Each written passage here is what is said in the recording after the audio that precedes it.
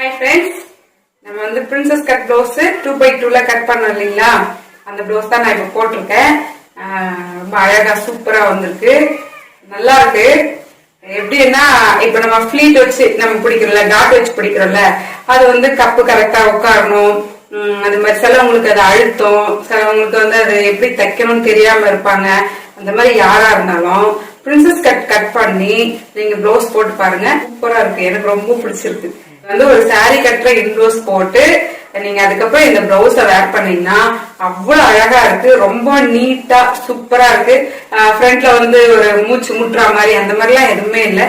அந்த பிளவுஸும் நல்லா இருக்கும், ஆனா அதை விட இது வந்து உங்களுக்கு கம்ஃபர்டபுளா இருக்கும். எதுக்கு சொல்றேன்னா கம்ஃபர்டபுளா இருக்கும். கொஞ்சம் ரொம்ப குண்டா இருக்கிறாங்க அப்படின்னா அவங்க எல்லாம் வந்து பிரின்சஸ் கட் வச்சு போட்டீங்க அப்படின்னா முன்னாடி வந்து அழுத்தாம இருக்கும். ரொம்பவே அழகா சூப்பரா இருக்கு.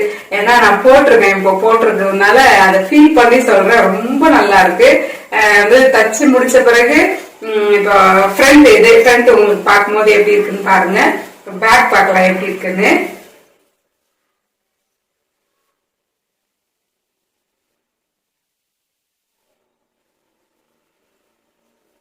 பேக் பாத்தீங்களா எப்படி இருக்குன்னு, நல்லா இருக்கு. நான் 8 இன்ச் வச்சேன், ஆனா ரொம்ப கீழே லோவா வந்து தெரியாத மாதிரி. இப்போ 14 இன்ச் வச்சிருக்கோம் இல்லைங்களா, அதனால நமக்கு அது வந்து பெருசாலாம் தெரியாது. ரொம்ப கீழே இருக்கு, ரொம்ப பெருசா இருக்கு அப்படின்னு தெரியாது, நீட்டா இருக்கும். எனக்கு ரொம்ப பிடிச்சிருக்கு இந்த பிளவுஸ்.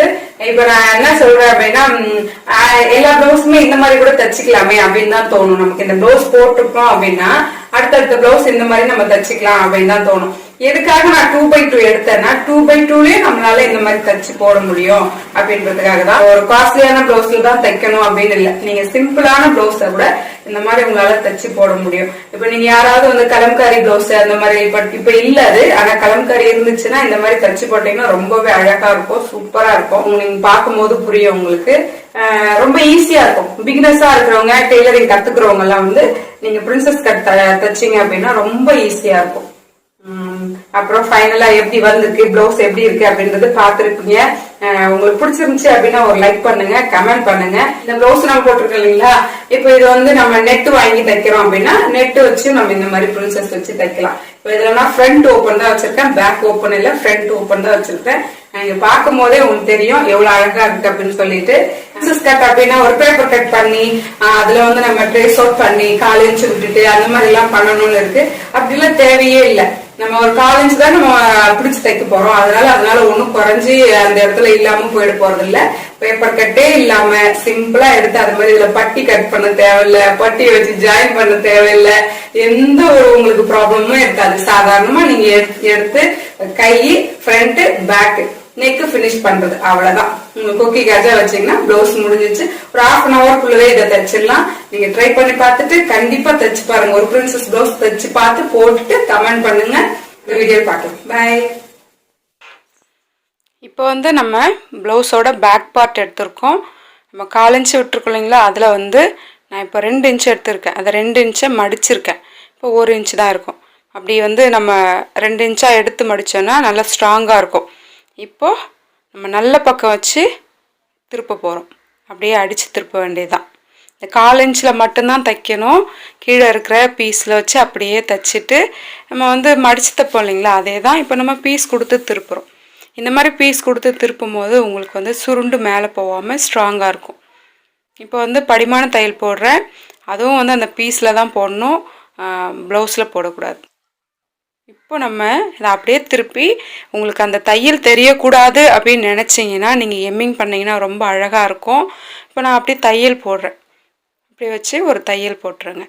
இதுக்கப்புறம் ஆஸ் யூஷுவல் தான், நம்ம எப்படி வந்து டாட் பிடிப்போமோ 2 ஷோல்டரையும் சேர்த்து வச்சு சமமாக வச்சு நம்ம 1 இன்ச்சு விட்டோம் இல்லைங்களா, அப்போ இந்த பக்கம் 1/2 இன்ச்சு வச்சுட்டு 4.5 இன்ச்சு வச்சுருக்கேன் நான். ஹைட் வந்து நல்லா 4.5 இன்ச்சு வச்சிங்கன்னா முதுகில் படிஞ்சு இருக்கும், நல்லா படிஞ்சு இருக்கும். 4.5 இன்ச்சு 5 இன்ச்சு கூட வைக்கலாம். அது மாதிரி வச்சிங்க அப்படின்னா படிஞ்சு இருக்கும், நல்லாயிருக்கும் பார்க்குறதுக்கு. பேக் பார்ட் வந்து நல்லாயிருக்கும். இப்போ இந்த மாதிரி நீங்கள் 2 பக்கமும் தைச்சி முடித்து எடுத்து வச்சுக்கோங்க. அப்போ பேக்கு முடிஞ்சிடும்.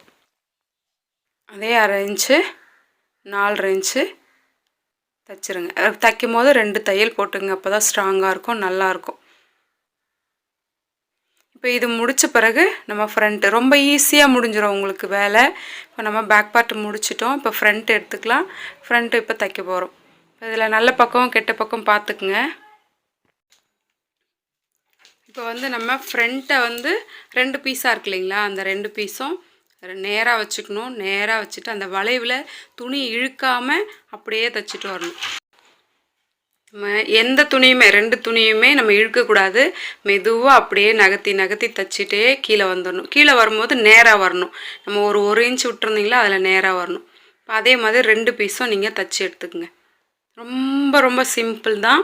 அதை இழுக்கக்கூடாது, அதுதான் அதில் விஷயமே. நம்ம இழுத்து தைச்சோன்னா கீழே எக்ஸஸாக வந்துடும். கரெக்டாக 2மே சேர்ந்தா மாதிரி வரணும். அங்கே வந்துட்டு நேராக திருப்பி நேராக வந்துடணும். ஏன்னா 1 இன்ச்சு நேராக இருக்கணும். இப்போது நமக்கு கப் ஷேப் கிடச்சிச்சு பாருங்கள், எவ்வளோ அழகாக இருக்குது பார்த்தீங்களா. இப்போ இதுக்குமே அதே மாதிரி 2 இன்ச்சு எடுத்து அதை 1 இன்ச்சாக மடக்கி நம்ம அந்த 1/4 இன்ச்லேயே தைச்சி அப்படியே திருப்பிக்கலாம். திருப்பிட்டு நம்ம அதுக்கப்புறம் படிமான தையல் போட்டு நம்ம பேக் பார்ட் எப்படி முடிச்சோமோ அதே தான் இதுக்கும் நம்ம பண்ண போகிறோம். இதை வந்து தையல் போட்டு எடுத்துக்கலாம். அதுக்கப்புறம் கொக்கி காஜா வைக்கணும். நீங்கள் வந்து ஸ்டிச் பண்ணுறதுக்கு உட்காரும் போதே இதுக்கு தேவையான பீஸ் எல்லாம் கட் பண்ணி வச்சுட்டு அதுக்கப்புறம் தைக்க ஆரம்பிங்க. உங்களுக்கு ஈஸியாக வேலை முடிஞ்சிடும். இப்போ கொக்கி காஜா, அதுக்கப்புறம் பீஸ் கொடுக்குற துணி, அப்புறம் கிராஸ் எல்லாமே எடுத்து வச்சுருங்க. கிராஸ் பீஸ் வந்து கழுத்துக்கு எடுக்கணும் இல்லைங்களா, அது எல்லாமே கட் பண்ணி எடுத்து ரெடியாக வச்சுக்கிட்டு உட்காந்திங்க அப்படின்னா நீங்கள் தைச்சிருவீங்க. வலது பக்கம் கொக்கி, இடது பக்கம் காஜா அப்படின்றத நீங்கள் போட்டு பார்த்துட்டு அதுக்கப்புறமா நீங்கள் தைச்சிக்கலாம். இப்போ இதை வந்து நம்ம கொக்கிக்காக எடுத்துருக்குறோம். கொக்கிக்காக 2 இன்ச்சு மடக்கி வச்சுட்டு அப்படியே மேலே வைக்கிறேன். இப்போது நல்ல பக்கம் வச்சு அப்படியே தைச்சிட வேண்டியதுதான். இப்படி தைச்சிட்ட பிறகு படிமான தையல் போட்டுக்குங்க. படிமான தையல் போட்டுட்டு உள்ளே மடக்கி தைக்க போகிறோம். இது ஒரு மடக்கு மடக்கிட்டு அப்படியே தைச்சிடலாம். ரொம்ப சிம்பிளாக இருக்கும். கண்டிப்பாக ட்ரை பண்ணுங்கள். ஒரு 2x2 எடுத்து நீங்கள் ட்ரை பண்ணுங்கள். இப்போ வந்து காஜா பீஸ் எடுத்திருக்கேன். அதில் ஒரு 1/4 இன்ச்சு தைச்சிட்டு இப்போ இதை வந்து ராங் சைட் கெட்ட பக்கம் வச்சு ஒரு 1/4 இன்ச்சு தைங்க. தைச்சிட்டு இதை நல்ல பக்கம் வச்சு தைக்க போகிறோம். இது எல்லாருக்கும் தெரியும் கொக்கி காஜா எப்படி தைக்கணுன்றது. காஜாக்கு மட்டும் 2.5 இன்ச்சு எடுத்துருக்கிறேன் நான். கொக்கிக்கு 2 இன்ச்சு எடுத்தேன், காஜாக்கு 2.5 இன்ச்சு எடுத்துருக்குறேன். இப்போ அது மேலே அந்த தையல் நம்ம போட்டிருக்கோம் இல்லைங்களா, அது மேலேயே தைச்ச பீஸை எடுத்து வச்சு அப்படியே தைக்க வேண்டியதுதான். இப்போ இது ஃபினிஷ் பண்ண உடனே நம்ம வந்து சரி பார்க்கணும், கரெக்டாக இருக்கா. ஃப்ரண்ட்டும் பேக்கும் வச்சு அளவு மார்க் பண்ணி இப்போ இதை சரி பார்க்கணும். ஏன்னா நம்ம கை ஜாயின் பண்ணுறதுக்கு முன்னாடி எந்த ஒரு ப்ளவுஸாக இருந்தாலும் செக் பண்ணி பார்த்துட்டு அதுக்கப்புறமா நம்ம வந்து கை வச்சுக்கலாம்.